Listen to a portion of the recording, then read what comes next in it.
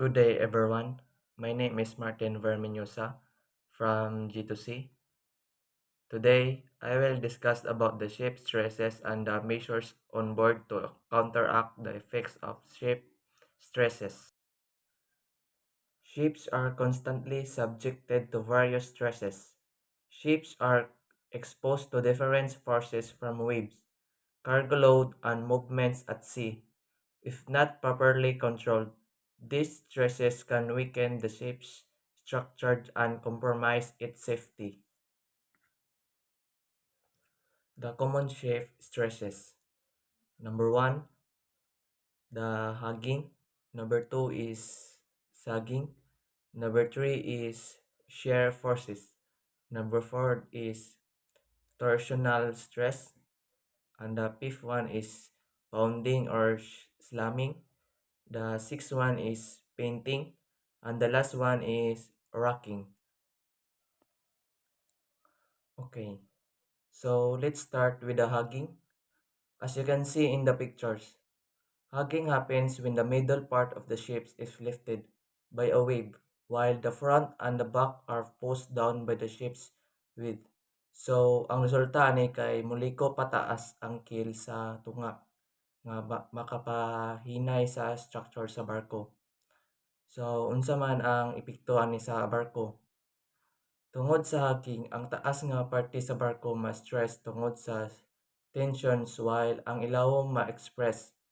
This can weaken the ship's structure over time. Next is sagging. Now, sagging is the opposite of the hugging. As you can see in the pictures, sagging happens when the front and the back are lifted by waves while the middle part of the ship is supported, causing it to bend downward. So, unsa man ang epekto ani sa barko?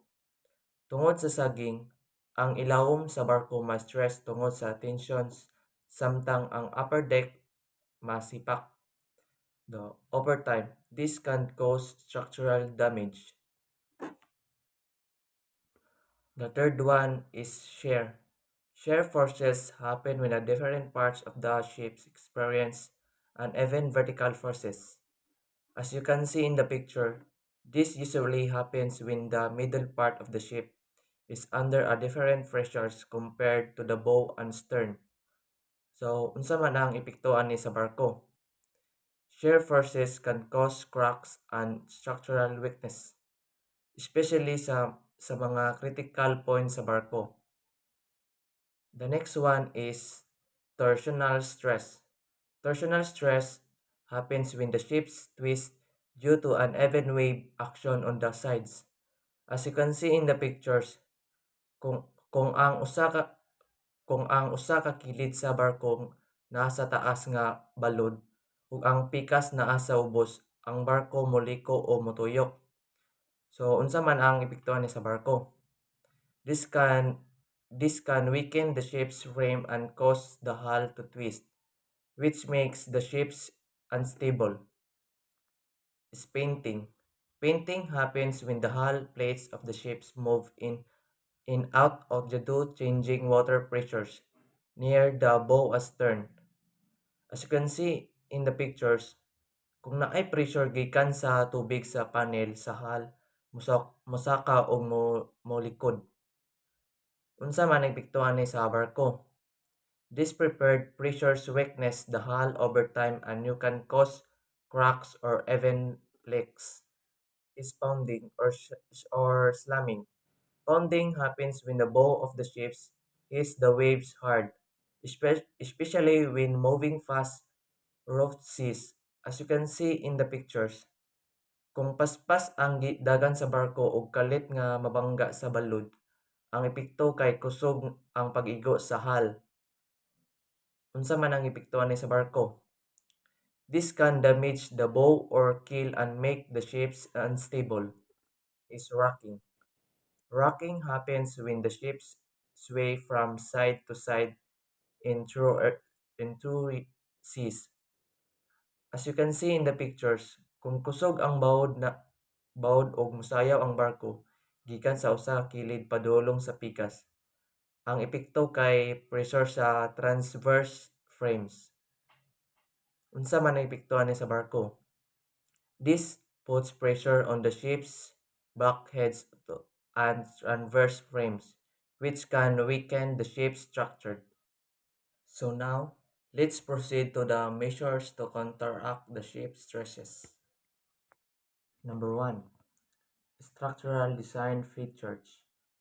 Longitudinal strength. Ships are designed with a robust longitudinal framing to resist hugging and sagging forces. Transverse strength.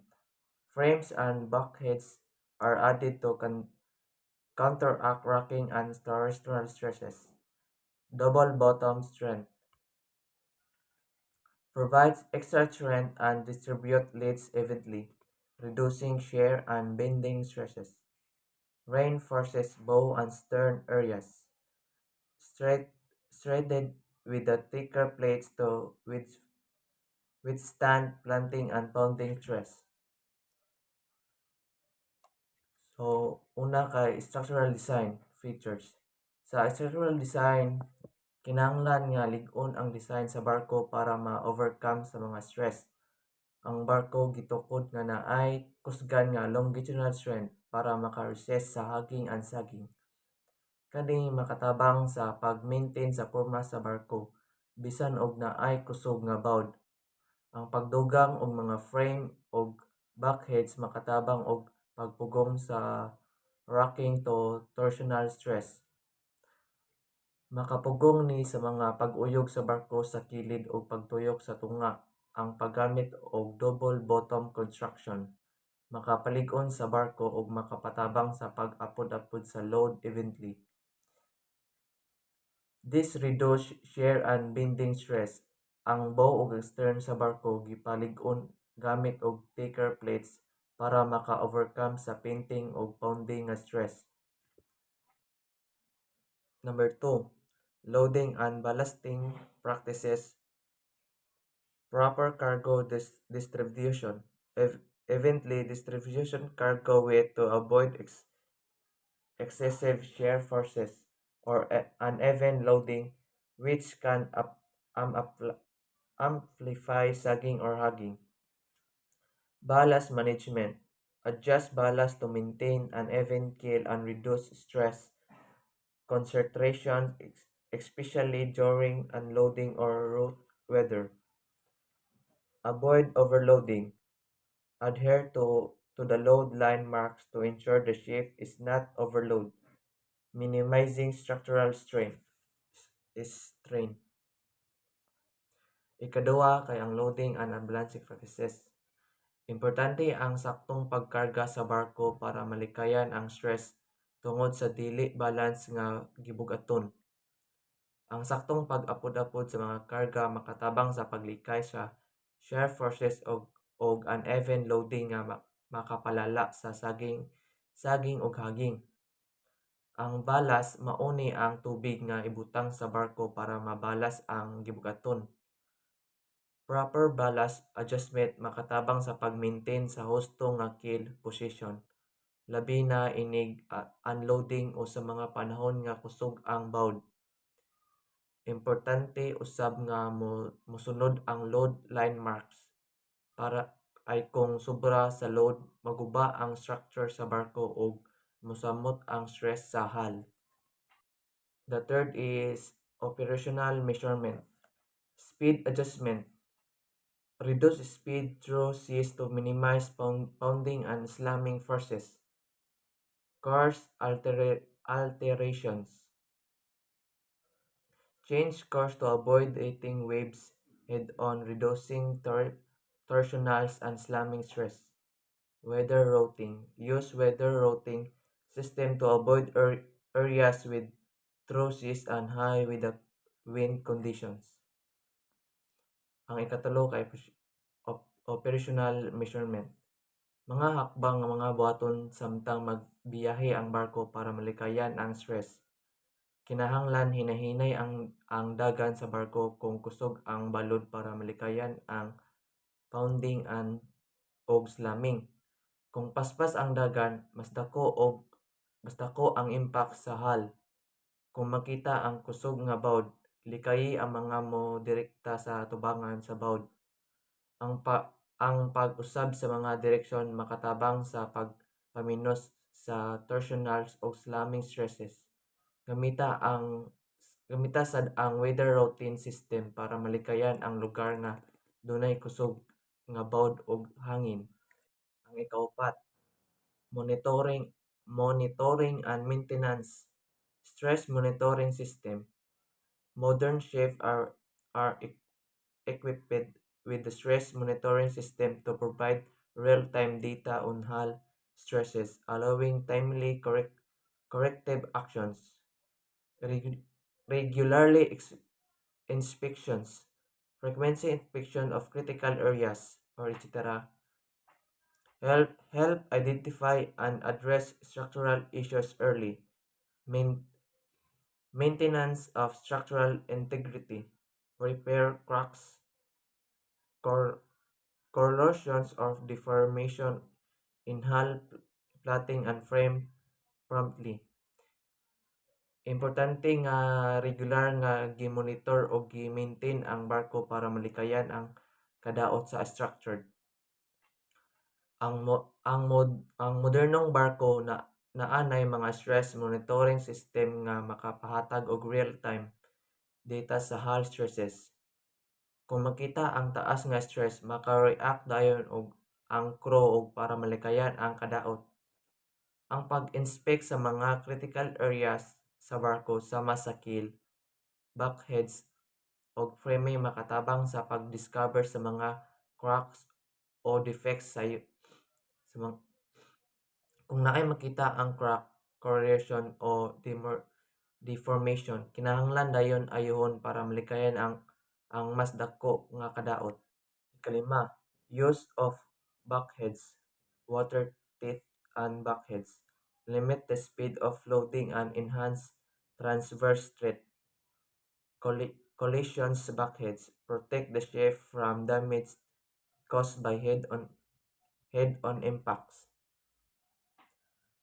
Ang bulkheads makatabang sa pagpaminos sa stress o pag-maintain sa safety sa barko. Ang water teeth bulkheads makatabang sa pagpugong sa pagsabuwag sa tubig kung naay leak o flooding sa barko. Kung mabangga ang barko, ang damage mapugnan sa collections bulkheads sa nga naay natubang sa barko para maproteksyonan sa head-on impacts. Kini makatabang sa pagpugong sa barko nga kadaot sa structure sa barko. The last one is dynamic stability management, anti-roll system.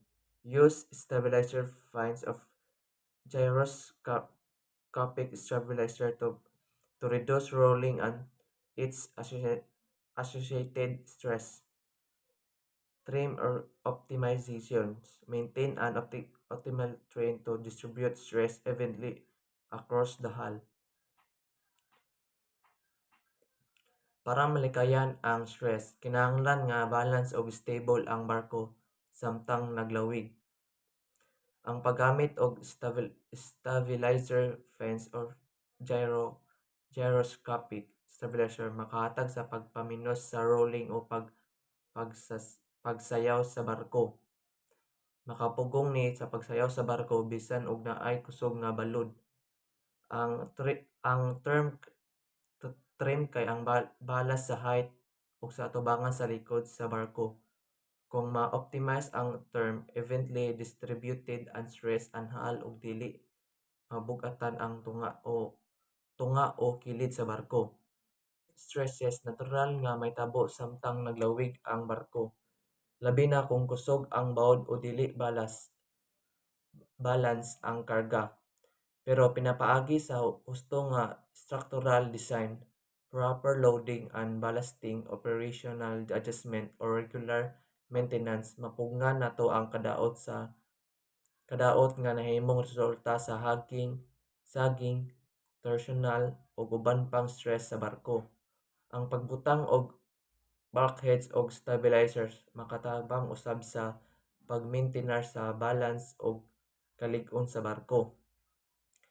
Importante ang mga crew kabalo sa mga maayong pamaagi aron malikayan ang stress ug kung adunay problema dali nilang marespondihan para malikayan ang mas dako nga kadaot.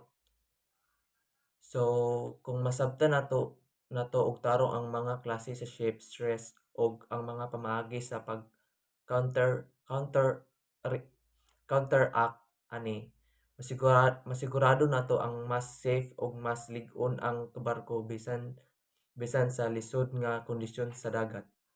That's in my report.